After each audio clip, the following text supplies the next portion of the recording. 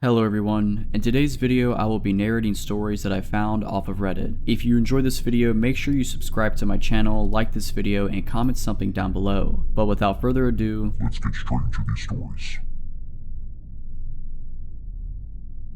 I used to work late shifts at a mid-sized tech company located in a quiet business district. Our office was on the 18th floor of a 22-story building, and by the time I left each night, the building was almost entirely deserted. The only sounds were the occasional hum of the air conditioning and the faint buzz of the fluorescent lights. One night, I stayed later than usual, finishing up a report due the next morning. By the time I powered down my computer and grabbed my bag, it was past 11 p.m. The building felt unnervingly empty as I walked to the elevator. When the door slid open, the elevator was empty, exactly what I expected at that hour. I stepped inside, pressed the ground floor button, and leaned against the wall, staring at my phone to distract myself from the eerie silence. The ride down started normally, but somewhere around the 14th floor, the elevator jerked to a halt. I sighed, assuming it was just one of those old building quirks. Then, the doors opened. The hallway beyond was dark, not dim, pitch black, the kind of darkness where your eyes can't adjust because there's nothing to see. But something felt off. The air that seeped into the elevator was cold, almost damp, and carried an earthy smell, like wet soil. I stepped forward instinctively, squinting into the blackness. When I saw it, a pair of faintly glowing eyes. At least, I think they were eyes. They hovered in the darkness, unblinking, staring straight at me. My stomach churned with a mix of fear and confusion. I froze, unable to process what I was looking at. Before I could move, the doors began to close. I scrambled back inside just as they shut. My heart pounded as the elevator continued its descent. It should have been over. I told myself I was just tired, my brain playing tricks on me.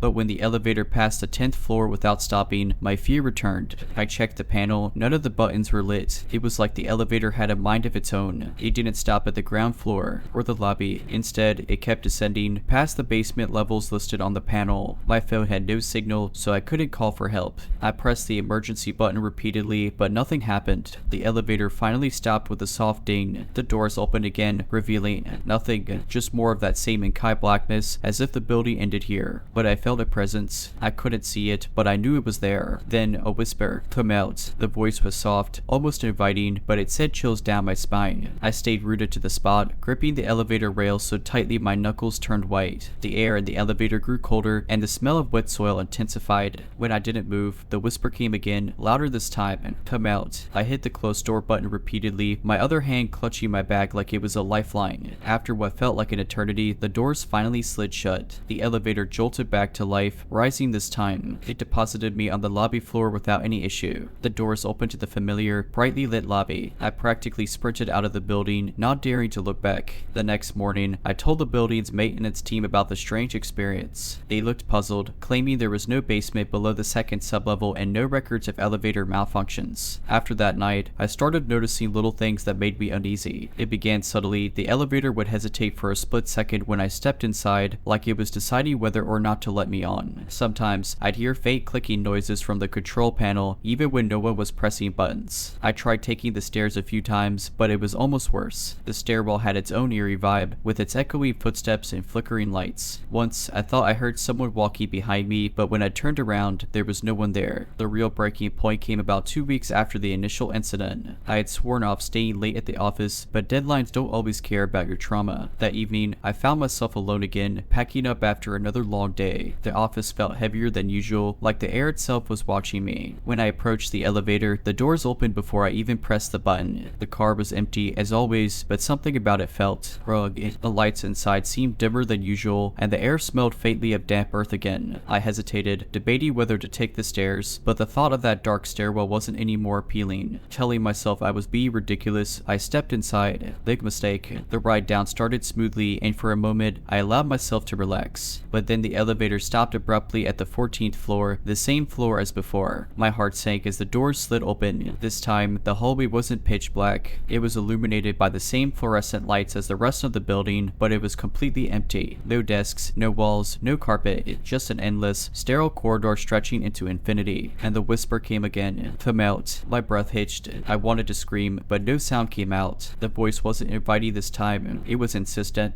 demanding. The air felt oppressive, like it was pressing against my chest, trying to force me forward. I don't know how I managed it, but I hit the closed door button again. My hands were shaking so badly I could barely keep my finger on it. The doors began began to close, but just before they shut completely, something darted past the threshold. It was fast, so fast I couldn't see what it was, but I felt it. A cold gust of air brushed against my leg, and I swear I heard a low growl. The elevator didn't move. The lights flickered violently, plunging me into near darkness. And then I felt it, a presence standing right behind me. I couldn't see it, but I knew it was there, breathing down my neck. "Come out," it whispered again, but this time, it sounded like it was right in my ear. I lost it. I slammed every button on the control panel, praying for the elevator to move. Suddenly, with a jolt, it shot downward so fast I thought my stomach would flip inside out. The whispering stopped, replaced by a deafening silence. The elevator finally screeched to a halt. The doors opened, and I stumbled out onto the lobby floor, gasping for air. The lobby was quiet, the security guard absent, and the front doors already locked for the night. I didn't care. I ran to the nearest exit, banging on it until someone passing outside noticed and let me out. I haven't been back to that building since. I quit my job the next day without even returning for my things. Whatever was in that elevator, whatever it wanted, I wasn't sticking around to find out. I've told a few close friends about what happened, and while most of them think I was just overtired or overworked, I know what I experienced was real. Sometimes, late at night, I still hear that voice in my dreams, soft, insistent, and chilling. "Come out." The dreams didn't stop after I quit my job. If anything, they grew more vivid. In them, I was always back in the elevator, staring at the doors as they opened onto that endless, sterile corridor. The voice never varied. It was always the same whisper, soft but commanding. "Come out." But in the dreams, I could never resist. My legs would move on their own, dragging me into the hallway no matter how hard I fought. And every time I stepped out, I'd wake up in a cold sweat, my heart pounding like I'd been running for hours. About a month after leaving the job, I decided to see a therapist. I couldn't sleep, I was constantly on edge, and I couldn't shake the feeling that something was still following me. I didn't mention the elevator at first, I just talked about the stress of work and my nightmares. The therapist suggested it might be a manifestation of burnout, and for a while, I believed her. But then the strange things started happening again. It began with small, inexplicable events around my apartment. Lights would flicker when I entered a room, even though I'd replaced the bulbs recently. My phone alarm would go off at random hours, always at 11:14 p.m. or a.m., exactly the time the elevator stopped on the 14th floor that night. Once, I came home to find my front door unlocked, even though I was certain I'd locked it before leaving. The worst incident happened about 2 weeks ago. I was in my kitchen, washing dishes, when I heard the sound of the elevator ding, the exact same chime from my old office building. The sound shouldn't have been possible. I live in a small, one-story apartment with no elevator. I froze, my hand still submerged in soapy water. The ding echoed again, louder this time, as if it was coming from right outside my front door. My stomach dropped. Against every ounce of better judgment, I crept toward the door and peered through the peephole. The hallway outside was empty. Then I heard it. That whisper, faint but unmistakable. "Come out." I stumbled back, nearly tripping over myself as I scrambled to lock the door. I turned every lock, latched the chain, and even shoved a chair under the handle for good measure. My heart was racing so fast I thought it might burst. The whisper didn't stop. It grew louder, more insistent. I pressed my hands over my ears, trying to block it out, but it seeped into my mind like it was coming from inside me. "Come out." I don't know how long I sat there, curled up on the floor, rocking back and forth. Eventually, the whisper faded, leaving me in an oppressive silence. I didn't sleep that night, and I haven't slept much since. Now, I'm terrified to leave my apartment. Every time I step outside, I feel like something is watching me, waiting. Even in broad daylight, I'll catch glimpses of shadows in my peripheral vision or hear faint, echoey whispers when there's no one around. I've thought about moving, but deep down, I know it won't help.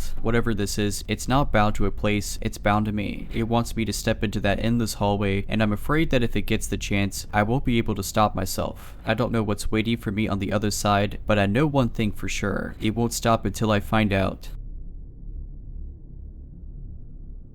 This happened about 2 years ago when I was still living in my old apartment on the second floor of a small, aging complex. It was a quiet area, mostly families and retirees, so I always felt safe there. That night, though, changed everything. I was in my bedroom scrolling through my phone, the faint hum of my fan filling the otherwise silent room. My window overlooked a small alley that separated my building from another, and because my curtains were sheer, I'd often catch glimpses of cats or raccoons wandering through the shadows. That night, though, I noticed something strange. A light flickered briefly in the alley like the beam of a flashlight, then vanished. Furious but not overly concerned, I dismissed it as someone walking by. Minutes later, I heard a faint tapping noise. It was rhythmic and deliberate, not the random sound of branches or rain. I froze, realizing it was coming from my window. My heart started racing, but I told myself to stay calm. It's probably just a tree branch, I thought, except there were no trees near my window. Gathering some courage, I got out of bed and walked cautiously toward the window. The tapping stopped as I got closer. I stood there for a moment, my breath fogging the glass, trying to peer into the darkness of the alley. Nothing, just the faint outline of dumpsters and the glow of a distant streetlight. Then I saw it, a face. It was pressed against the glass, pale and distorted by the window pane, with wide, unblinking eyes staring directly at me. I let out a scream and stumbled backward, nearly tripping over my nightstand. The face didn't move, didn't react, just stayed there, staring. My mind raced. This was the second floor. How could anyone be outside my window? My building didn't have any fire escapes, and there was no ledge to stand on. The only thing near my window was an old drain pipe, but it didn't seem sturdy enough to hold anyone. I fumbled for my phone, my hand shaking so badly I nearly dropped it. I managed to call 911, barely able to get the words out as I tried to keep my eyes on the window. The operator assured me police were on their way, but the few minutes it took for them to arrive felt like hours. When the officers showed up, they searched the alley thoroughly. No one was there. They checked the drain pipe, but it was rusted and loose, making it impossible for anyone to climb. The officers chalked it up to a prank or my imagination, but I knew what I saw. The next day, I asked my downstairs neighbor if they had seen or heard anything unusual. She looked at me, her face pale, and said, "I didn't want to scare you, but a few nights ago, I thought I saw someone on the roof. I figured it was a maintenance worker, but now I'm not so sure." After moving out, I tried to put the incident behind me, but it lingered in my mind like a stubborn shadow. I'd find myself looking over my shoulder more often, double checking locks, and sleeping with the blinds tightly shut. I'd even stopped taking late night walks, something I used to enjoy. It felt like a piece of that encounter followed me, whispering doubts and unease into my life. About 6 months later, I was scrolling through local news when a headline caught my eye: "Man arrested for breaking and entering through apartment windows." My stomach dropped. The article detailed a string of incidents in the area, all involving a man who managed to climb buildings and enter through second or even third floor windows. The report mentioned he'd been seen lurking around alleyways and using drain pipes or balconies to access his targets. I read the article with growing horror. It didn't confirm where he'd been caught, but the locations matched the area of my old apartment. The man's description was vague: average height, average build, but one detail stood out. Witnesses mentioned his unnervingly blank stare. My heart raced as I recalled the face pressed against my window, those wide, unblinking eyes. Could it have been him? I reached out to the police, explaining my experience, but they seemed nonchalant. They thanked me for my information but didn't provide any reassurance. "It's likely connected," the officer said casually, "but he's in custody now, so there's no need to worry." Except, I still do. A week later, I was home alone in my new apartment, a cozy unit on the 4th floor of a modern building. It had secure entrances, video intercoms, and a balcony overlooking a busy street. Everything that felt safer than my old place. That night, as I was settling into bed, I heard it again. The tapping. It was faint at first, so soft that I thought I was imagining it, but then it became louder, more insistent. My blood ran cold. There was no way anyone could be at my window, not on the 4th floor, not here. Slowly, I turned my head toward the balcony door. The curtain swayed slightly, even though the glass was shut. My heart thundered as I crept closer, my phone already in my hand, dialing 911 again. Just as I reached the door, the tapping stopped. I hesitated, my breath catching in my throat. They reached out to yank the curtain open. Nothing, just the empty balcony. I stood there, staring out into the night, my reflection faintly visible in the glass. For a moment, I felt foolish, like I let my imagination get the better of me. But as I turned to walk away, I saw it, a faint smudge on the outside of the glass, as if someone had pressed their palm against it. I didn't sleep that night. The police arrived quickly and searched the building, but again, they found nothing. They assured me that my apartment was secure and that no one could have gotten onto the balcony. Yet, the smudge remained, a chilling reminder that someone or something had been there. I moved again shortly after. Life in my new place was peaceful for a while. The building was as secure as I could imagine, keycard access, 24/7 security cameras, and no balconies or alleyways nearby. I started to sleep better, convincing myself that the tapping and the smudges were behind me. Maybe it really had been a strange coincidence. I told myself, maybe the guy from the news really was the one at my old window. But deep down, I knew I wasn't entirely convinced. Then came the night that shattered the fragile sense of safety I'd built. It started innocently enough. I was working late at my desk, finishing up a report for work.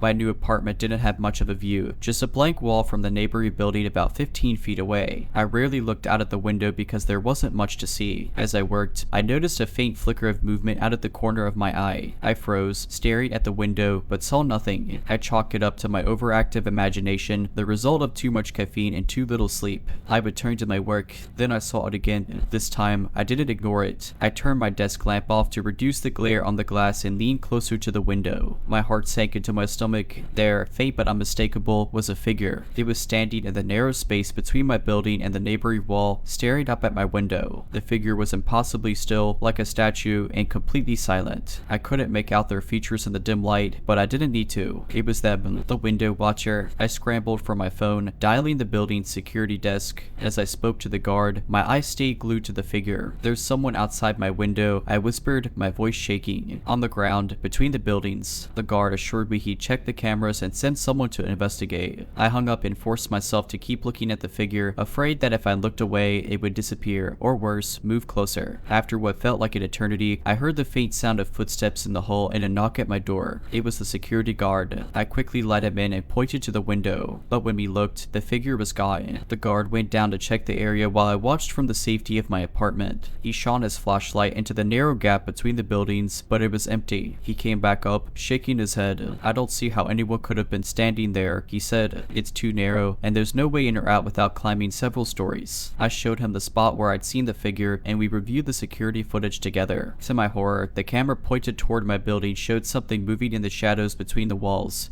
but the angle wasn't clear enough to make out any details. The guard tried to reassure me, but his nervous expression said otherwise. He promised to keep an eye on the cameras and patrol the building more frequently, but I knew that wasn't enough. Whoever or whatever this was, it had found me again. That night, I didn't sleep. I sat on my couch, every light in my apartment blazing, clutching a baseball bat I'd bought years ago for self-defense. Every creak and groan of the building sent a jolt of fear through me, and I couldn't shake the feeling that I was being watched. The next morning, I called my boss and took a leave of absence. Within a week, I broke my lease and moved across the country, leaving behind everything that felt familiar in an attempt to escape whatever this was. It's been over a year since then, and I haven't had any more encounters. But I don't think it's over. I keep my curtains closed, my windows locked, and my security cameras running at all times. Every now and then, though, I feel it, the heavy weight of unseen eyes on me. And when I do, I can't help but wonder if it's only a matter of time before the tapping starts again.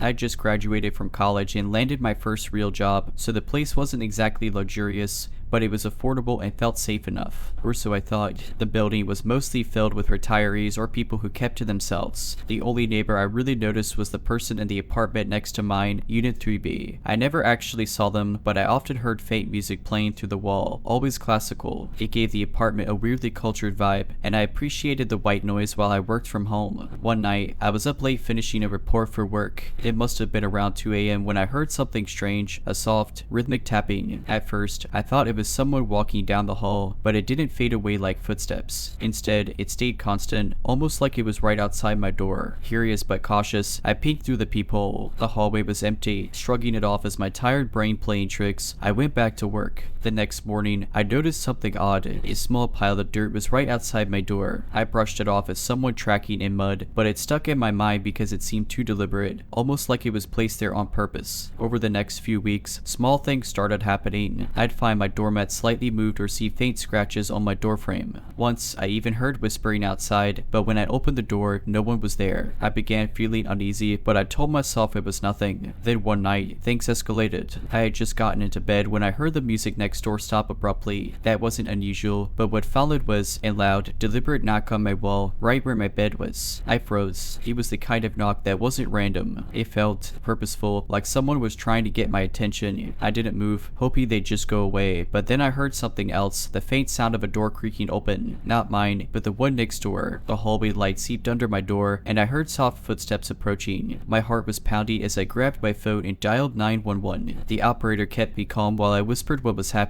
The footsteps stopped right outside my door. I could see a shadow under the gap, someone standing there, waiting. Then there was a soft scrape, like something metallic dragging across the wood. The police arrived within minutes, but it felt like hours. When they knocked, the shadow disappeared, and I I heard the door to Unit 3B slam shut. The officers checked my apartment and they went next door. Here's the part that still makes my skin crawl. Unit 3B was empty. The landlord confirmed that no one had lived there for over a year. The place was completely unfurnished, coated in dust. Yet, inside, the police found signs of someone squatting, cans of food, a sleeping bag, and worst of all, a journal. The journal had pages filled with ramblings, mostly incoherent, but my name was mentioned several times. It talked about watching me, learning my schedule, and waiting for the right moment.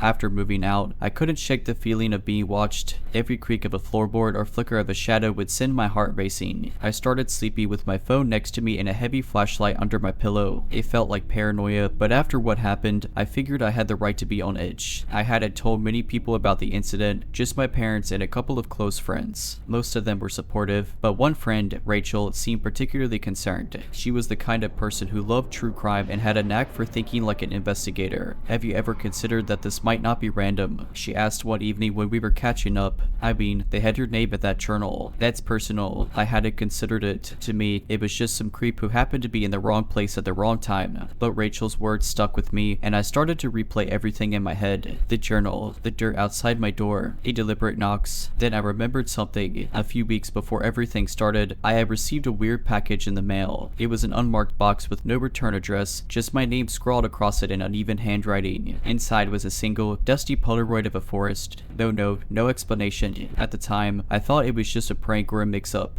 Now, I wasn't so sure. I dug through my things until I found the Polaroid. Holding it up to the light, I noticed something I hadn't before, something etched into the corner of the photo. It was faint, but when I tilted it just right, I could make out the words, "Remember me." Chills ran down my spine, and I had no idea what it meant, but it felt personal. Too personal. I decided to show it to Rachel. She examined it carefully, flipping it over and holding it at different angles. "This isn't random," she said finally. "Someone's trying to send a message. But who? And why?" My mind raced through the possibilities. I wasn't the type to make enemies. I didn't owe anyone money, and I hadn't been in any dramatic relationships. I was just a regular person living a quiet life. Rachel suggested we report the photo to the police, but when I brought it to the station, the officer on duty didn't seem too interested. "It's creepy," he admitted, "but unless there's a direct threat, there's not much we can do." Weeks turned into months, and I tried to move on. I threw out the Polaroid, changed my phone number, and even deleted most of my social media accounts. Life slowly returned to normal, or at least it seemed to. But then, about 6 months after I moved out, I found another package on my doorstep.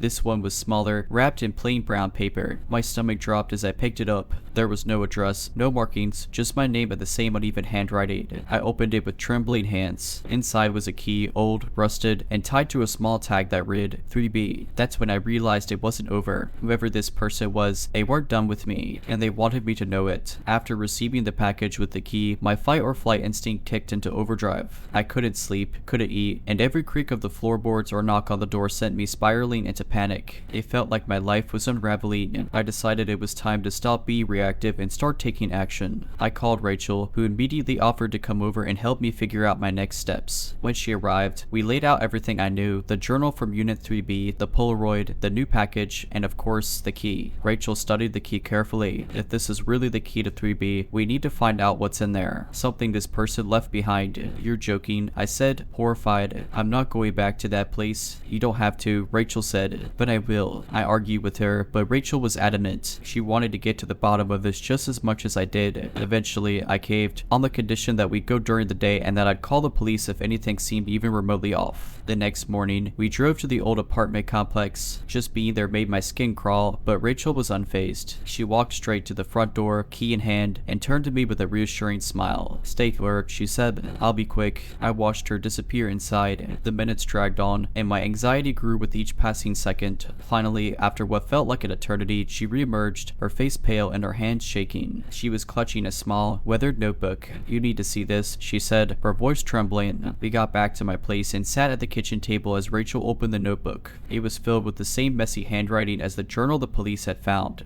Most of it was gibberish, fragments of sentences and strange symbols, but a few pages stood out. On one page, there was a list of names. Mine was circled, with a date written next to it, the day I moved into the apartment. On another page, there was a crude sketch of my old door, complete with the scratches I'd noticed months earlier. But the final page was the worst. It simply read, "I'm waiting." Rachel and I stared at each other in stunned silence. Whoever this person was, they had been planning something for a long time, and the fact that they'd managed to find me even after I moved believe meant they were still out there watching. I called the police again, and this time they took it more seriously. They promised to investigate further and stationed an officer near my apartment for a few nights. But despite their efforts, nothing ever came of it. The trail went cold. For weeks, I was a nervous wreck, jumping at every shadow and double checking every lock. But eventually, the packages stopped and life began to settle down again. I moved to a new city, started therapy, and tried to put the whole ordeal behind me. It's been 2 years now, and I haven't received any more mysterious packages or seen any signs of the person from 3B. But sometimes, late at night, I still hear that rhythmic tapping in my head, and I can't help but wonder if someday I'll open my door to find another package waiting for me.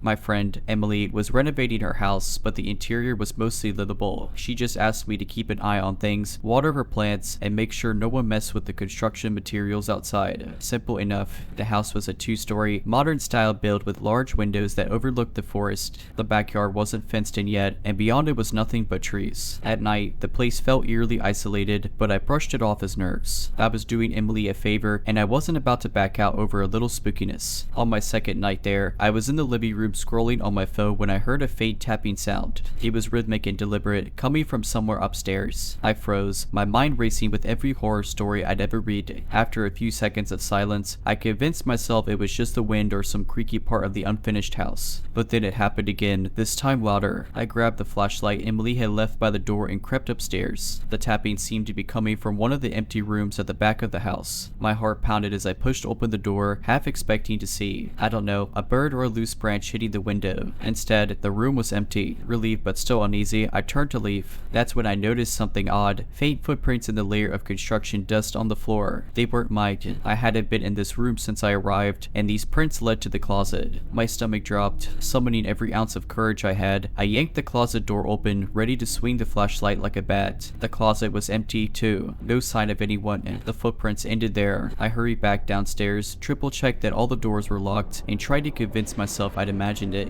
Maybe the prints were old, left by a worker before I arrived. Yeah, that had to be it. Except that night, as I lay in bed staring at the ceiling, I heard it again. The same tapping. This time, it was coming from the walls. I didn't even hesitate. I grabbed my keys, bolted out of the house, and drove to a nearby diner where I stayed until morning. When I told Emily what happened, she was surprisingly calm. She explained that she'd heard the tapping before but had always assumed it was just the house settling or animals in the walls. She promised to have it checked out when she got back. A few weeks later, Emily called me, her voice shaking. During a routine inspection, the contractor found a small crawl space behind the upstairs closet. It wasn't on the blueprints, and it wasn't part of the original design. Inside, they found a sleeping bag, empty food wrappers, and a notebook filled with detailed notes about the house and about Emily. Emily told me she handed the notebook over to the police, who took it very seriously. According to her, the notes weren't just about the house's layout or the construction schedule, they were about her. Things like what time she usually got home, her favorite meals, and even her sleeping habits. One entry chilled me to the bone. The friend staying over doesn't follow the same routine. She's skittish, keeps checking the doors. I'll wait until she leaves. The police searched the property but didn't find anyone. They suspected whoever it was had been living in the crawl space for a while, using the construction as a cover to come and go. The unfinished nature of the house, combined with the isolated location, made it the perfect hideout. Emily had the crawl space sealed off and installed security cameras throughout the property. She also moved in with her parents for a while just to feel safe again. As for me, I couldn't shake the feeling that whoever it was had been watching me too, waiting, studying. I replayed the nights I stayed there over and over in my head, wondering how close they might have been. Months passed, and life went back to normal, at least on the surface. Emily eventually returned to her house, and we tried to laugh it off as a creepy story to share at parties. But deep down, I think we both knew it was more than that. About 6 months later, I got a call from Emily. She sounded panicked. "Did you get one too?" She asked.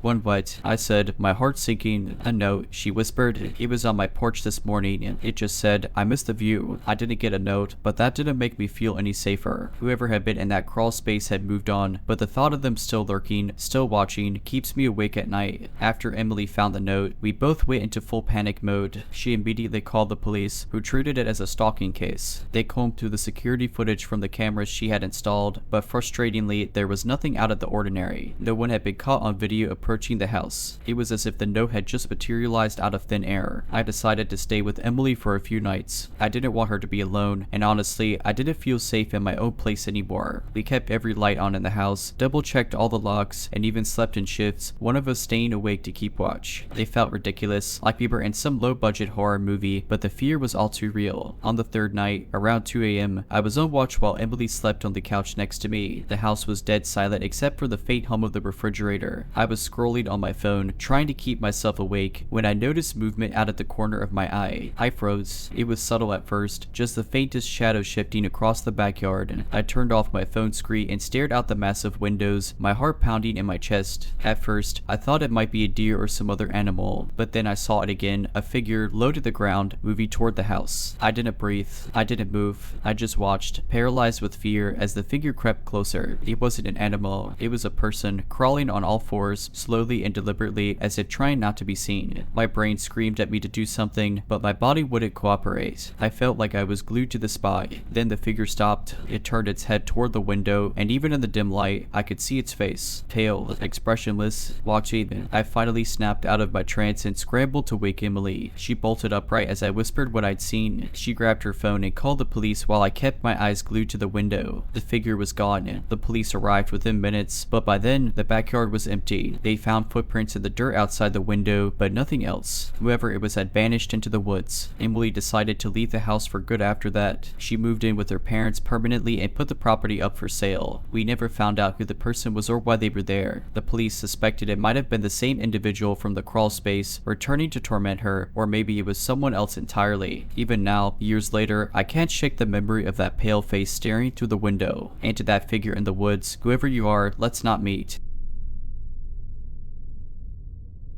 I grew up in a quiet, suburban neighborhood where nothing ever happened, the kind of place where kids rode bikes until sunset and neighbors waved while mowing their lawns. But there was one oddity on our street, the house at the end of Willow Lane. It wasn't abandoned, but it might as well have been. The shutters hung crooked, the paint peeled in strips, and the lawn was overgrown with weeds taller than I was. We used to dare each other to run up and touch the door. No one ever did. It was said that a woman named Mrs. Havisham lived there, though none of us had ever seen her. My parents brushed off the rumors as kids' overactive imaginations, but there were always stories about strange lights flickering in the windows at odd hours or muffled voices drifting from the house on still nights. One summer evening, curiosity got the better of me. My friend Liz and I were sitting on her porch, daring each other to finally investigate the house. After much nervous laughter, we decided to go. Armed with flashlights, we crept down the street, adrenaline coursing through us. The closer we got, the quieter the world seemed to become. The crickets and cicadas, so loud moments before, went silent. Even the air felt heavier. The house loomed before us, its shadow stretching across the cracked sidewalk. Liz was braver than me, or at least she pretended to be. She marched up to the front gate and pushed it open with a loud creak. I followed, my heart hammering in my chest. "Let's just peek through a window," she whispered, as if the house could hear us. We moved toward the side of the house where a single window was half covered by a threadbare curtain. Liz pressed her face to the glass, cupping her hands around her eyes. Suddenly, she stumbled back, her face pale. "What is it?" I whispered. "There's someone sitting in there," she said, her voice shaking. I couldn't stop myself. "I have to see." I leaned forward and peered inside. The room was dimly lit, but I could make out a figure, an impossibly tall man standing in the corner, his back to the window. His posture was unnaturally rigid, like a mannequin, and then his head turned slightly, just enough for me to see the outline of his face. Except it wasn't a face. It was smooth,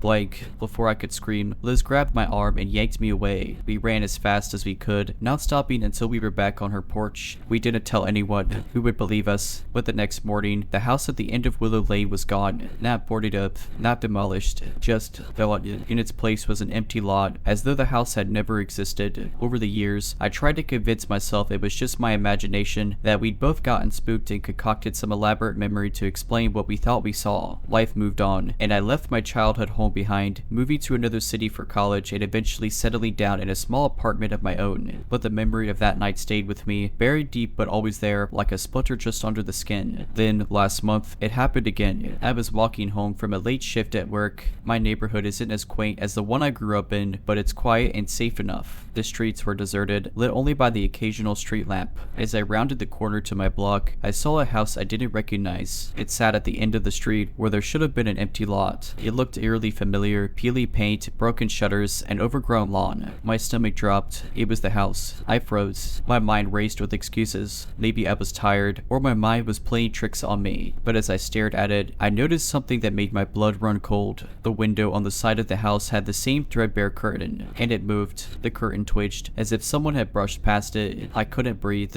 My feet felt rooted to the ground, but my brain screamed at me to run. Before I could make a decision, the front door creaked open. A figure stepped out, tall and impossibly thin, its movements jerky and unnatural. It was the same thing I'd seen all those years ago, the blank-faced man. He stood on the porch, his head tilting slightly as though he were listening for something. Then he started walking toward me. I turned and ran, my heart pounding in my chest. I didn't dare look back, but I could hear the sound of heavy, uneven footsteps following me. My apartment was only a few blocks away, but it felt like miles. When I finally reached my building, I fumbled with my keys, my hands shaking so badly I dropped them twice. I slammed the door shut behind me and bolted it, pressing my back against the cool wood as I tried to catch my breath. The footsteps had stopped. I peeked through the peephole, expecting to see the street empty, but instead, he was there, standing just outside the door. His head tilted slightly, as if he could see me through the tiny lens. I didn't sleep that night. I sat in the middle of my living room with every light on, clutching a kitchen knife and praying for dawn. When the sun finally rose, he was gone. I reported it to the police, but they found nothing. No footprints, no signs of forced entry, nothing to suggest anyone had been there. Now, every night, I check my locks twice. I leave no windows uncovered, no lights off. But sometimes, in the silence, I hear faint, uneven footsteps outside my door, and I know he's still watching. I've tried to move on with my life. Therapy, self-defense classes, even relocating to another part of the city, anything to feel safe again. But the feeling of being watched never truly goes away. It's like a shadow that follows me, just out of sight, but always there. The footsteps outside my door became sporadic, sometimes weeks or even months apart. At first, I thought maybe I was imagining them. Then, one night, I found something slipped under my door, a single piece of paper with a crude drawing of the house at the end of Willow Lane. The details were unmistakable. The broken shutters, the overgrown lawn, the peeling paint, it was all there. I stared at the drawing, my hands trembling. There were no words, no explanation, just the image. I stuffed it into a drawer and tried to convince myself it was a prank, though deep down, I knew better. The next few weeks were quiet. No footsteps, no strange notes. I started to relax, almost believing it was over, until last Tuesday. I was on my way home after dinner with a friend, walking down my apartment hallway when I noticed something odd. My door was ajar. I distinctly remember locking it before I left, double checking as I always do. My stomach churned as I pushed it open cautiously. Everything inside looked normal, nothing was missing or out of place. But then I saw it. On my coffee table was another drawing, this one more detailed. It showed the house again, but this time there was a figure in the window. I recognized him immediately, the blank-faced man. The air felt heavy, suffocating. I grabbed the drawing and bolted out of my apartment, driving straight to my friend Liz's house. I hadn't spoken to her in years, but she was the only person who might understand. When she opened the door, she looked shocked to see me. "I need to talk to you," I said, holding up the drawing. Her face went pale. She let me in, and as I explained everything, her hands trembled. When I finished, she pulled out a small box from her closet and handed it to me. Inside were old photos, notes, and another drawing of the house. She'd been getting them too, for years, but she never told anyone. "It never stops," she said quietly. "It doesn't matter where you go or what you do. It finds you." Her words felt like a death sentence. We stayed up all night, comparing stories and trying to piece together what this thing wanted. But the more we talked, the more questions we had. Then, around 3 a.m., there was a knock at her door. We froze. The sound was deliberate, slow, and heavy. "Don't open it," Liz whispered, clutching my arm. But we didn't need to. A moment later, a folded piece of paper slid under the door. Neither of us moved until the footsteps faded away. When we finally worked up the courage to pick it up, it was another drawing. This time, it was of Liz's house. We didn't sleep after that. By dawn, I left, promising to stay in touch. But deep down, I think we both knew there was nothing we could do. Now, every time I pass a quiet street or an overgrown lot, I brace myself, half expecting to see that house standing there again. And when I do, I'll know my time is up. To anyone reading this, if you ever see the house at the end of Willow Lane, walk away. Don't look inside. Don't try to understand. Just leave and hope it doesn't follow you. Because once it finds you, it never lets go.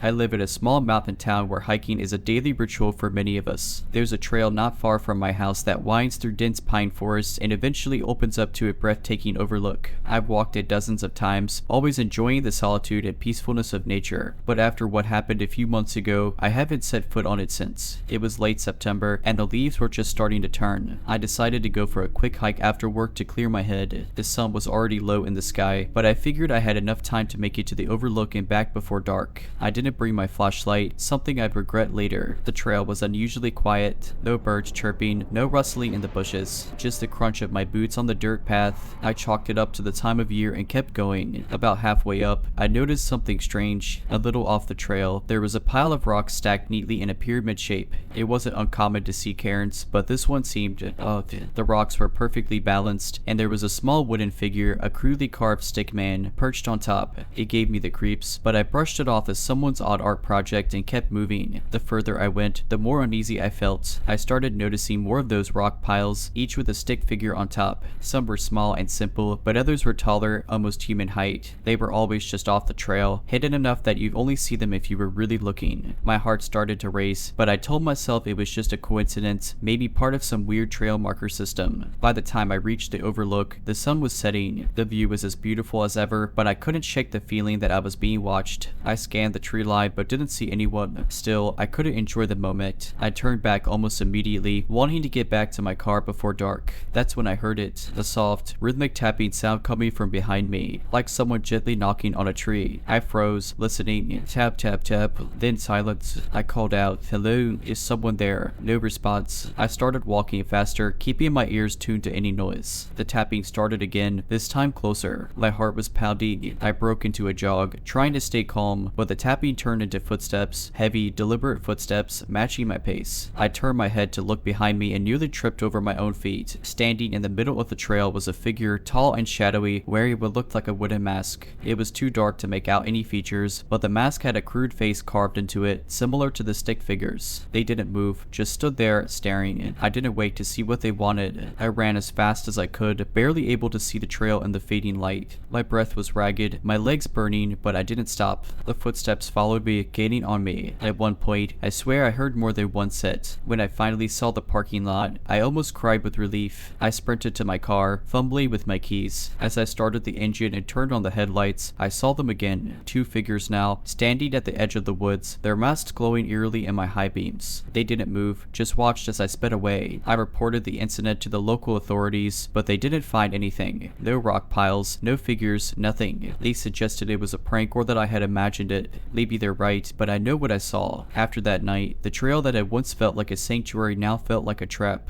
I tried to convince myself it was a prank, but every time I closed my eyes, I saw those figures, their unmoving masks, and the way they seemed to blend into the forest like they belonged there. A few weeks later, I started noticing small, unsettling things around my house. A wooden figure showed up on my front porch one morning, propped against the door. It looked just like the ones on the rock piles, its crude limbs outstretched as if reaching for me. I tried to rationalize it. Maybe some neighborhood kids were playing a joke, but deep down, I knew it wasn't random. Then came the tapping. It started faintly, late at night. At first, I thought it was the wind or a tree branch against the side of the house. But as the nights went on, the tapping grew more deliberate. It would move from one side of the house to the other, slow and steady, like someone was walking the perimeter. One night, I couldn't take it anymore. I grabbed a flashlight and threw open the back door. Nothing, just the empty yard bathed in pale moonlight. But as I stood there, trying to convince myself I was imagining things, I noticed something near the edge of the woods. A rock pile, like the ones on the trail, with another stick figure perched on top. My blood ran cold. The next morning, I found more of them, one by the mailbox, another near the garage. Each one slightly different, as if someone had spent time crafting them specifically for me. I took pictures and called the police again. They came, looked around, and told me the same thing as before. It was probably a prank, nothing to worry about. They said they'd increase patrols in the area, but I could tell they didn't take me seriously. That evening, I decided to stay with a friend in town. As I packed a bag, I felt a strange sense of relief, like putting distance between myself and the house would keep me safe. But as I locked the door behind me and turned to leave, I froze. In the middle of the driveway stood one of the masked figures. This time, it wasn't alone. Two others flanked it, all of them wearing those horrifying, crude wooden masks. They didn't move, didn't make a sound, just stood there, blocking my path. My survival instincts kicked in. I dropped my bag, bolted back inside, and locked every door and window I could. My hands were shaking as as I dialed 911. A dispatcher assured me someone was on their way, but I didn't feel safe. I grabbed a kitchen knife and huddled in the corner of the living room, waiting. It felt like hours before I saw the red and blue lights flashing outside. The police searched the area but found no one. The rock piles and figures were gone, as if they'd never been there. The officers tried to reassure me, but I could see the unease in their eyes. They suggested I stay with someone for a while and promised to keep an eye on the property. I haven't been back to the house since. I sold it a month later, losing money but gaining peace of mind.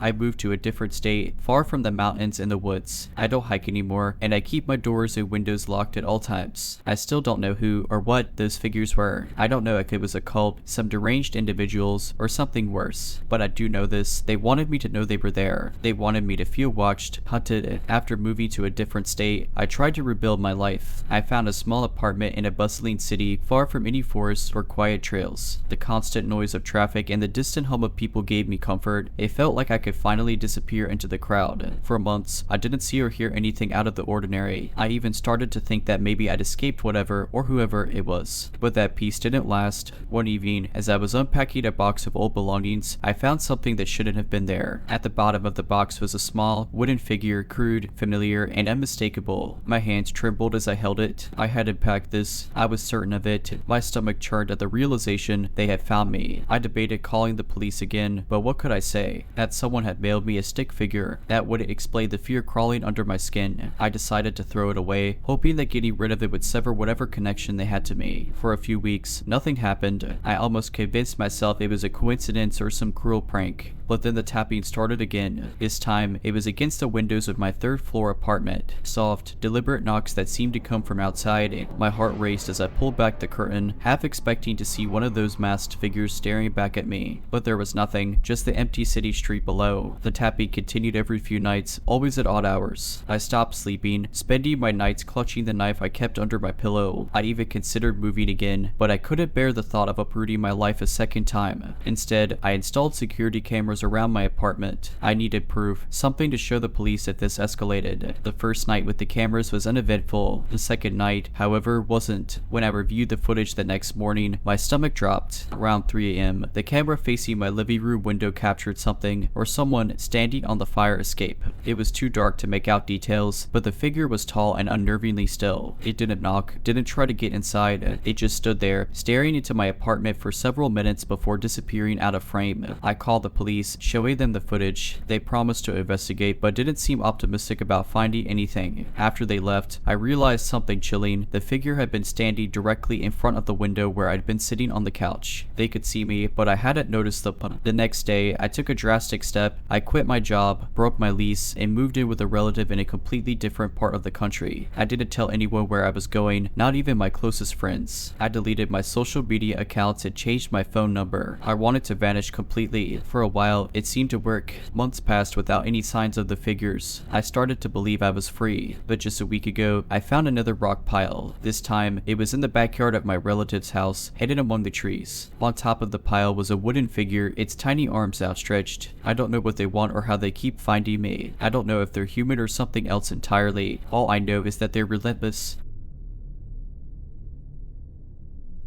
When I was in college, I had an internship with a small-town historical society in the Midwest. It wasn't exactly thrilling work, but I needed the credits. Part of my job involved cataloging old photographs, letters, and maps, and I occasionally got sent to remote properties to document landmarks. One sunny Friday afternoon, my supervisor, Linda, handed me a clipboard with a list of items to photograph at an old Victorian house on Blackberry Lane. She said it had recently been added to the historical registry and the owner was eccentric, but harmless. She chuckled when she said that, which should have been my first red flag. When I arrived at the house, it was even more imposing than I expected. It stood 3 stories tall, its paint peeling in places, with ivy crawling up the walls. The windows seemed to glare down at me like unblinking eyes. I parked my car in the overgrown driveway and walked up to the front porch. The owner, Mr. Whitaker, greeted me at the door. He was an older man with wire-rimmed glasses and a stooped posture. He seemed polite, but his movements were jittery, like he was constantly looking over his shoulder. The house has been in my family for generations, photos, he said as he led me inside, but some things are better left forgotten. Another red flag. The interior smelled musty, like old books and damp wood. The furniture was covered in sheets, and cobwebs draped the corners of the high ceilings. He showed me the areas he wanted me to document: a dusty parlor, an ornate staircase, and an upstairs bedroom with a peculiar circular window. While I was taking photos in the bedroom, I heard a faint creak behind me. I turned around, expecting to see Mr. Whitaker, but the hallway was empty. Old houses make noises, I muttered to myself, trying to shake the uneasy feeling creeping over me. I finished my work upstairs and headed back down, only to find Mr. Whitaker standing at the foot of the staircase, staring up at me. His expression was blank, almost trance-like. "Are you okay?" I asked nervously. He snapped out of it and gave me a weak smile. "Oh, yes, just reminiscing." He insisted I take photos of the basement before leaving. I hesitated. Something about the basement felt drugged, but I didn't want to seem unprofessional, so I followed him down. The basement was cold and dimly lit, with exposed stone walls and a dirt floor. In the corner stood an antique sewing machine, and beside it, a mirror with a cracked frame. The air felt heavy, like it was pressing down on my chest. As I snapped a photo of the sewing machine, I caught movement in the mirror. It was faint, like a shadow shifting. My heart jumped, but when I turned around, there was nothing there. "Do you feel it?" Mr. Whitaker asked softly. "Feel what?" I asked, trying to keep my voice steady. "The house," he whispered. "It remembers everything." That was it for me. I mumbled something about having enough photos and bolted up the stairs. Mr. Whitaker didn't try to stop me, but as I reached the front door, he called out, "Be careful what you take with you." I didn't look back. I drove straight home, my hands shaking the entire way. Later that night, as I was editing the photos on my computer, I noticed something. In almost every picture, there was a faint, blurry figure. Sometimes it was in the background, other times near the edge of the frame. It wasn't Mr. Whitaker, it was too tall and thin. The worst one was a shot of the staircase. The figure was standing directly behind me, just a few steps away. I didn't sleep that night. I deleted all the photos and emailed Linda to tell her I wouldn't be returning to Blackberry Lane. She didn't press me for details, and I never asked if anyone else had been sent there since. The days following my visit to Blackberry Lane were filled with an uneasy silence. I couldn't shake the feeling that I brought something back with me, even though I deleted every photo. I told myself it was just nerves, a trick of my overactive imagination. But then, things started happening. At first, it was subtle. The door that I knew I had closed would be slightly ajar when I came back into the room. Objects, my keys, a pen, a coffee mug, would disappear and reappear in strange places. I chalked it up to stress or forgetfulness. After all, I was a college student juggling classes, work, and an internship.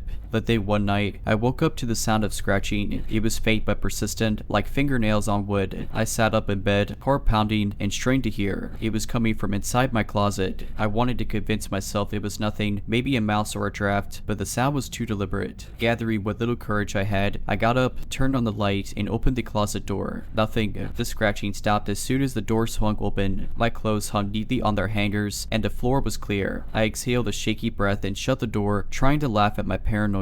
As I turned back toward my bed, I froze. The mirror above my dresser, one I'd had for years, was fogged up as if someone had breathed on it. Written in the condensation were 3 words: "You saw me." I didn't even scream. I was too terrified. Instead, I grabbed my phone and bolted out of my apartment, spending the rest of the night at my friend Emily's place. I told her what had happened, and while she tried to comfort me, I could tell she thought I was imagining things. The next morning, I returned to my apartment, dreading what I might find. To my relief, the mirror was clear and nothing seemed out of place. For a brief moment, I wondered if I dreamed the whole thing, but the sense of unease never left me. That night, I decided to do something I'd been avoiding. I googled the history of the house on Blackberry Lane. What I found sent chills down my spine. The house had a dark past. It had belonged to a man named Samuel Whitaker in the late 1800 seconds, a reclusive figure rumored to have dabbled in the occult. Neighbors claimed he conducted strange rituals in the basement and often spoke of keeping the house alive. He vanished under mysterious circumstances, and the house had been abandoned for decades before his distant relative, the current Mr. Whitaker, moved in. I also found an old black and white photo of Samuel Whitaker. My stomach dropped. The tall, thin figure in my photos, the one standing behind me on the staircase, it was him. I decided I couldn't stay in my apartment any longer. I packed a bag and went to stay with Emily indefinitely. I didn't tell her everything I'd discovered. I didn't want to scare her. For weeks, nothing happened. I started to think I was safe. But then, one night while I was alone at Emily's place, I heard the scratching again. again. This time, it wasn't coming from the closet. It was coming from the window. I turned, dread pulling in my stomach, and saw a faint outline in the glass. It was too dark to make out details, but I knew it was him. I don't remember much after that. Emily said she found me huddled in the corner of the living room the next morning, shaking and incoherent. I begged her to take me to a priest or a psychic, anyone who could help. Eventually, I found a woman who claimed to specialize in spiritual cleansings. She came to Emily's house and performed a ritual, burning sage and chanting in a language I didn't recognize. She told me that whatever had attached itself to me was strong, but it could be banished with time and effort. I've since moved to another state, changed my phone number, and cut ties with the Historical Society. I avoid old houses like the plague, and I still sleep with the lights on.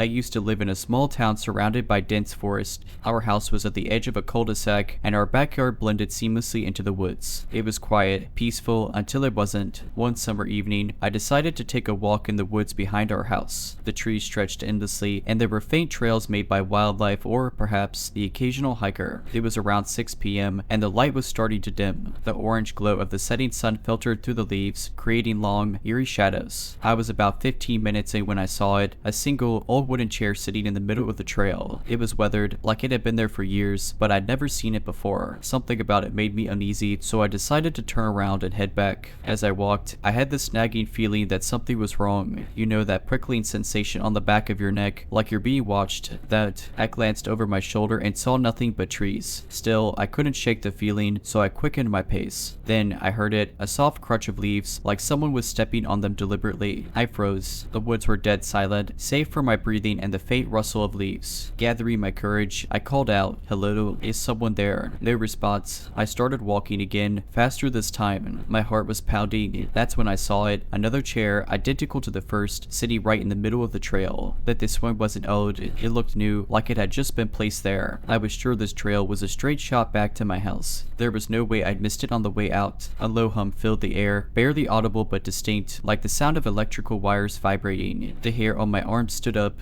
I stepped off the trail and started running through the trees, not caring about direction anymore. I just needed to get away. As I sprinted, I could hear the sound of footsteps, no, multiple footsteps, behind me. They weren't running but walking steadily, deliberately, almost as if they knew I couldn't outrun them. I didn't dare look back. After what felt like forever, I broke through the tree line and stumbled into my backyard. I collapsed on the grass, gasping for air. When I finally turned around, the woods were still. Nothing followed me. That night, I couldn't sleep. Every creak of the house, every rustle of the wind outside made me jump. The next morning, I told my dad what happened. He laughed it off, saying it was probably just kids playing a prank or my imagination running wild. But I knew what I felt, what I saw. A few days later, I noticed something odd. The woods were eerily silent. No birds, no insects, just silence. I decided to take a peek at the edge of the tree line. I didn't go far, just enough to satisfy my curiosity. And there it was, the chair. It was sitting right at the edge of the woods, facing our house. Over the next few weeks, I tried to convince myself it was just a coincidence, maybe even a cruel prank. But deep down, I knew it wasn't. The chair's placement felt deliberate, purposeful, as though it was waiting for me. The following Saturday, my best friend Jenna came over. I hadn't told her much about what happened, but I decided to mention the chair. She laughed and said, "You're probably overthinking it. Let's go check it out." I was hesitant, but having someone with me made the idea feel less terrifying. Against my better judgment, I agreed. We walked to the edge of the woods. The chair was still there, sitting in the same spot. It looked weathered again, as though it had aged overnight. Jenna, ever the skeptic, shrugged and walked closer to inspect it. "So it's just a chair," she said, running her fingers along the splintered wood. She turned to me with a playful grin. "What, do you think it's haunted?" I forced a nervous laugh.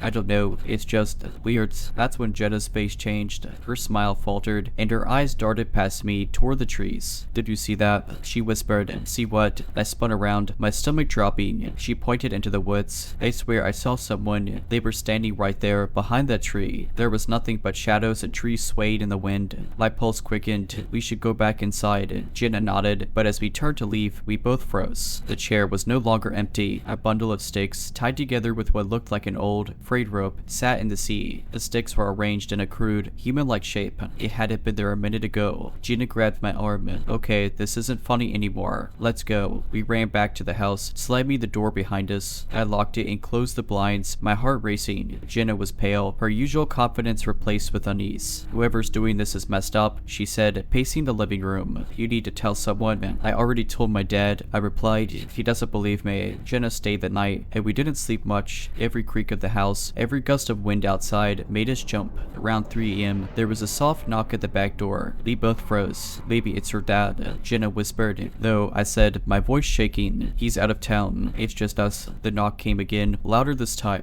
Then silence. I mustered the courage to peek through the blinds. At first, I saw nothing, just the empty backyard bathed in moonlight. But then my eyes caught something at the edge of the woods. The chair was back. This time, it was turned toward the house, and standing behind it was a figure, tall and shadowy, with no discernible features. It didn't move, didn't make a sound. It just stood there, staring, or at least, I think it was staring. I couldn't see its face. I pulled the blinds shut and backed away. Gina grabbed my arm. "What did you say?" "We need to call the police," I said, barely able to get the words out. We dialed 911, and the dispatcher assured us someone would be there soon. When the police arrived, the figure and the chair were gone. They searched the woods but found nothing, no footprints, no signs of anyone being there. The officers were polite but clearly skeptical. "Probably some teenagers trying to scare you," one of them said. "We'll keep an eye on the area, but let us know if it happens again." Jenna never came back to my house after that night. I couldn't blame her. I didn't feel safe there either. A few months later, my family moved to a different town. I still think about the chair sometimes and the figure that stood behind it. Whatever it was, it wanted me to know it was there. And to this day, I wonder if it ever followed us. For a while, I thought the move would put it all behind me. Our new home was in a suburban neighborhood, miles away from any woods. It felt safe, ordinary, but even as life returned to normal, I couldn't shake the feeling that something was still watching me. It started small. One evening, I was unpacking boxes in my new bedroom when I noticed the blind swaying slightly, though the window was closed. I chalked it up to a draft and didn't think much of it. A few days later, I found a bundle of sticks in the corner of our front yard, tied with what looked like old twine. My stomach dropped. I tried convincing myself it was just kids playing around. Maybe it had been there all along, and I hadn't noticed. But deep down, I knew better. A week later, I was walking to school when I spotted something at the far end of the street. It was subtle, almost easy to miss. A chair. It was sitting on the sidewalk, tilted slightly like it had been carelessly left there. It looked old and worn, just like the ones in the woods. I froze. My first instinct was to run, but I forced myself to keep walking, refusing to look at it again. By the time I got home that afternoon, the chair was gone. That night, I dreamed of the woods again. The trees stretched endlessly, dark and suffocating. In the dream, I was walking toward the chair, drawn to it as if I had no control over my body. When I reached it, the figure was there, standing behind it. I couldn't make out its face, just a shape, darker than the shadows around it. It leaned forward, and I woke up gasping for air. I told my parents about the dream, about the chair I'd seen on the sidewalk. They dismissed it as stress from the move, saying I just needed time to adjust, but I could see the worry in their eyes. A few nights later, I woke up to a soft creaking noise. It sounded like wood groaning under weight, like someone was rocking back and forth in an old chair. My heart raced as I lay there, straining to hear. The sound was faint but unmistakable. It was coming from outside my window. Summoning every ounce of courage, I crept to the window and peeked through the blinds. My backyard was empty at first, but then I saw it. In the corner of the yard, just beyond the glow of the porch light, was the chair. It faced the house, and behind it stood the figure. It didn't move. It didn't make a sound, but somehow I felt it watching me. I stumbled back from the window and ran to my parents' room, barely able to get the words out. My dad grabbed a flashlight and went outside to check, but by the time he got there, the chair and the figure were gone. The next morning, there was another bundle of sticks on our front porch. We called the police again, but they found no evidence of anyone being there. No footprints, no signs of entry. The officer suggested installing cameras, which we did. For a while, the activity stopped. No chairs, no figures, no bundles of sticks. But then, last week, I checked the footage from one of the cameras after hearing a faint noise in the middle of the night. My blood ran cold. There, at the edge of the frame, was the chair, and standing behind it, almost blending into the darkness, was the figure. It stood there for hours, motionless, before finally fading back into the night. I don't know what it wants, or why it keeps following me, but I have a sinking feeling that no matter where I go, it will always find me. Alright, but that's it. I hope you enjoyed this video. If you did, make sure to subscribe to my channel, like this video, and comment something down below. But as always, have a nice day.